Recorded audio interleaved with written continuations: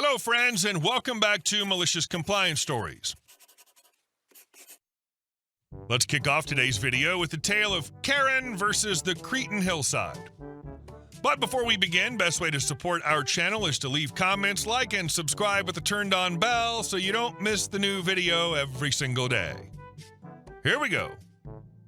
Karen tried to police our vacation meals, then needed a donkey rescue after a hike she couldn't finish. My family and I went to Crete on holiday. A lovely all-inclusive hotel, close by the beach, decent food, drinks, pool, sunbeds, all the fun things. The hotel was mainly people from Denmark. Thinking back, I don't actually remember there being anyone else but Danish people. I am from Denmark myself. There was a woman and her husband who also spent the week at the hotel when we were there. The husband was very quiet and seemed to just be dragged around by her. We got quite used to her complaining at dinner, her fussy way of marching up to the young holiday guides at the hotel and nagging at them. But we didn't mind her much at first. Me and my family love experiencing local culture. And while exploring the city we were in on top of a tall hill at the back of the city, we found a wonderful local restaurant. It wasn't even really a restaurant. It was a Greek mama who cooked in her kitchen and let people eat on her terrace with a beautiful view of the sea. It was very humble, and the food, honest and amazing. Just delicious in every way. The mama was so caring and kind and kept coming to interact with us. It was amazing. So we ate a couple of times by her along this week. One night, coming back to the hotel, the Karen came marching up to us. Karen, how dare you? Us, what? Karen, you have paid for your all-inclusive meals, and then you don't even eat dinner here? Us, we paid for it so we can do what we want with it. And if we want to eat somewhere else, we can do that. Karen, don't you think that's a massive waste? Us, we're sure they're used to it. Karen, well, I think it's disrespectful and you ought to know better. Us, just laughing and walking away from her. Well, the next day, her and her husband had booked this hike through a gorge, Samaria Gorge, something like that. You hike through this nature area, then you end up in a rural city only available either by walking there or taking a boat. Then when arriving at the city, take a boat and then a bus to get back to the hotel. Well, lady and her husband weren't exactly fit. The reason we know what happened is because her and her husband were missing at breakfast. When they arrived later, her thundercloud was so heavy the whole hotel felt it.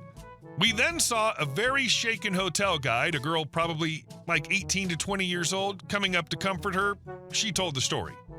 While Karen and husband had taken this hike, halfway through their bodies had given up and they were too far in to return, so they had to wait for a couple of donkeys from the rural city to come pick them up and carry them to the end destination.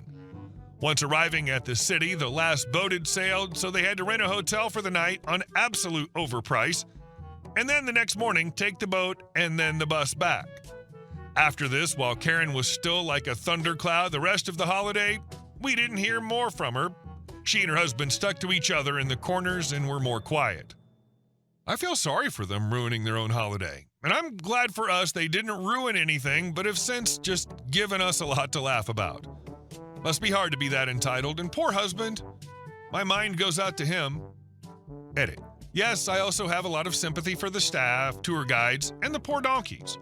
Honestly, anyone who ever has to interact with this woman. And our second story. No more overtime. Okay, Karen, hope you enjoy a total system shutdown. This happened about 20 years ago when I was working as a developer for a large financial services company. The kind of place where bureaucracy ruled, the tools were clunky, and the solutions were usually make do with what you've got. We were using off-the-shelf tools that frankly weren't built for our scale of complexity.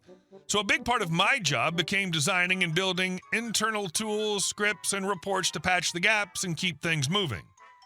At the peak of my workload, I had around 300 different apps or scripts in production.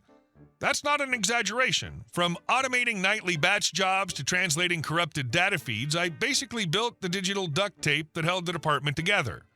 Naturally, that meant I had a lot on my plate. Requests came in daily from leadership, operations, compliance, you name it. It was like playing whack-a-mole with a broken mallet. I was technically a contractor, not a full-time employee, but I still worked more hours than most of the salaried folks. I typically booked 4 to 10 hours of overtime every week just to keep up. No one really questioned it, because the work needed to be done and I got it done. Then everything changed. I got a new boss. Let's call her Karen. Karen came in like a storm, new clipboard, new attitude, and clearly trying to make a name for herself. One of her first declarations was that moving forward, there would be absolutely no overtime. Not for me, not for anyone. You were only allowed to work 8 hours a day. No exceptions, she said, with a tight-lipped smile that made it clear she meant business. It didn't matter that I wasn't salaried. It didn't matter that I was billing based on actual hours worked. She wanted to be able to proudly say she had cut down on contractor hours. So just like that, my days were cut down to 8 a.m. to 4:30 p.m. with a 30-minute lunch. No flexibility. I didn't argue. I documented the change, nodded along, and followed the new policy to the letter.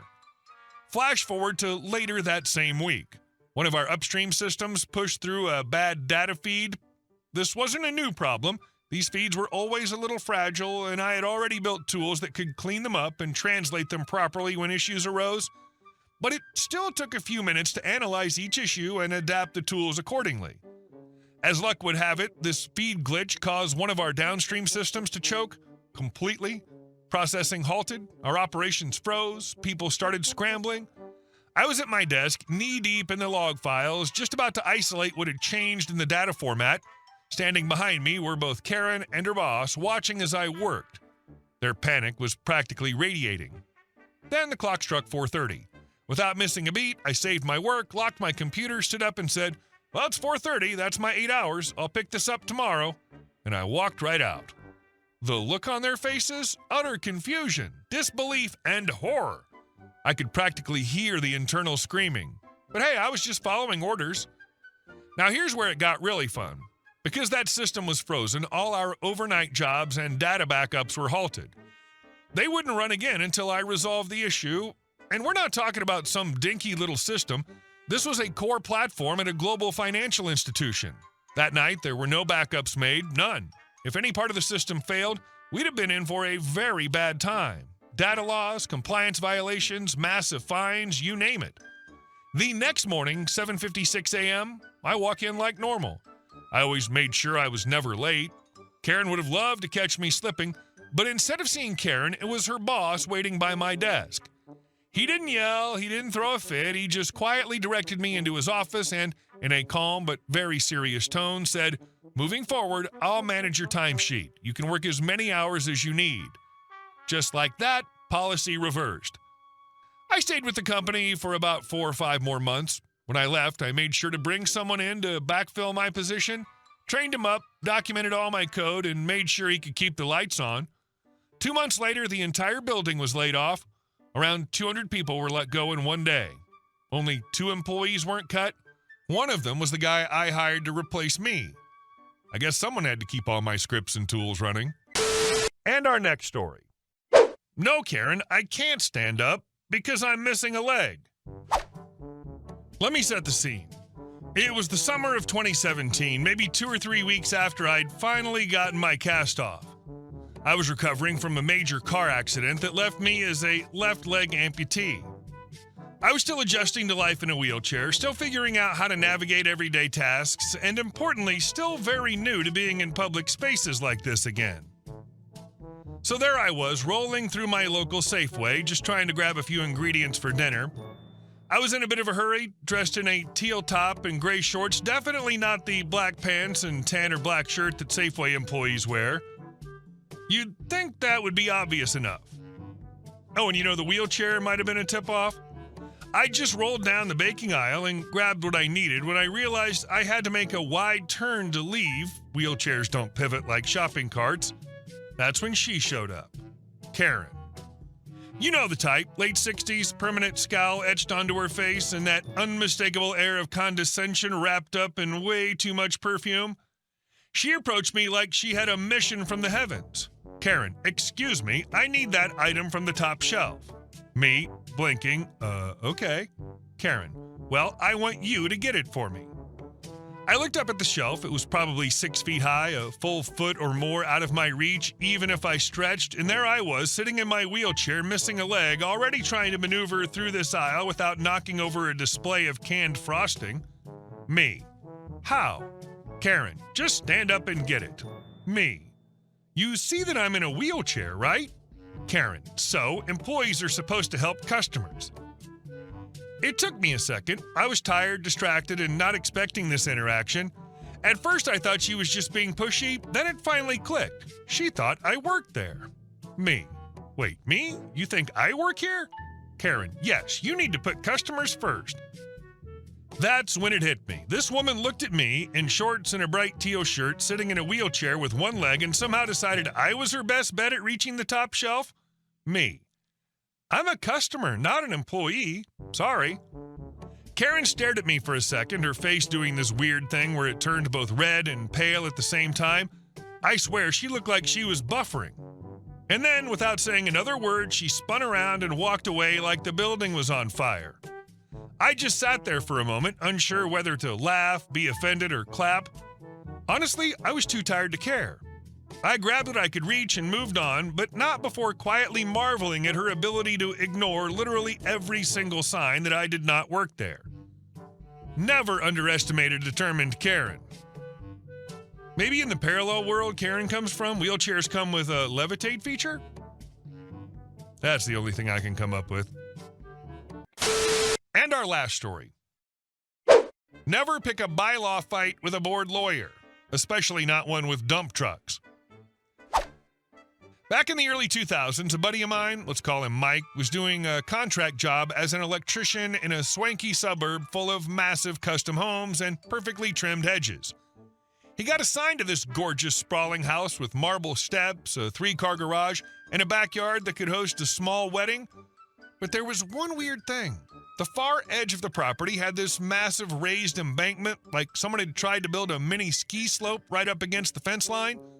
Naturally, Mike asked the homeowner, a semi-retired civil litigation lawyer, what the deal was with the dirt hill. The lawyer let out a long sigh and muttered, yes, that would be because of Karen.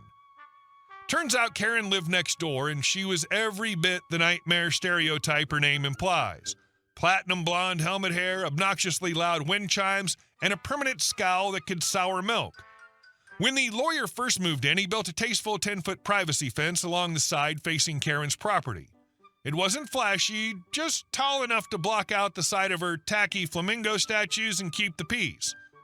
Karen did not take kindly to that. Apparently, she was deeply offended that someone would dare obstruct her view of someone else's backyard.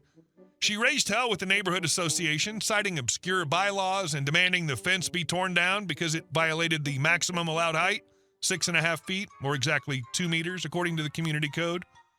Despite pushback, Karen won her petty crusade. The lawyer was forced to remove the fence. But here's where things get delicious. Being a lawyer and a man who had clearly dealt with his share of idiots, he didn't get angry. He got legal. He combed through the community regulations line by line and found exactly what he needed. Nothing in the byline said anything about elevation changes on the landscape, just fence height. So what did he do? He ordered several dump trucks full of soil and spent a solid month sculpting an earthen berm 2 meters tall that ran the entire length of the property line. A private retaining wall of pure spite. Then, once the dirt was perfectly compacted and legal, he hired a crew to build, you guessed it, a brand new 6.5-foot privacy fence on top of the berm. From his side, it was perfectly within code, but from Karen's side, she was now staring at a towering 13-foot wall of pettiness every time she stepped into her yard. Karen screamed. She raged. She called the city. She even tried to file a complaint about obstruction of sunlight, but the lawyer had already preemptively handled it all. Everything was documented, approved, and fully compliant. Mike said that every time he visited that house after that, Karen would glare at them from her driveway like she was trying to set them on fire with her eyes. Meanwhile, the lawyer would offer them lemonade with a smug grin, standing proudly in the shadow of his fortress of legal vengeance. He planted a row of creeping vines along the top of the fence so it would grow thick and lush, making the barrier even more impenetrable, and adding a nice splash of green to block out any trace of Karen's ugly lawn ornaments. This is a story about what happens when pettiness meets professionalism and wins with style. Karen thought she'd won when she got her lawyer to tear down his fence, not realizing that she was essentially challenging a chess master to a game of passive-aggressive landscaping. Hey guys, thank you all for watching the video. I'll see you in the next one.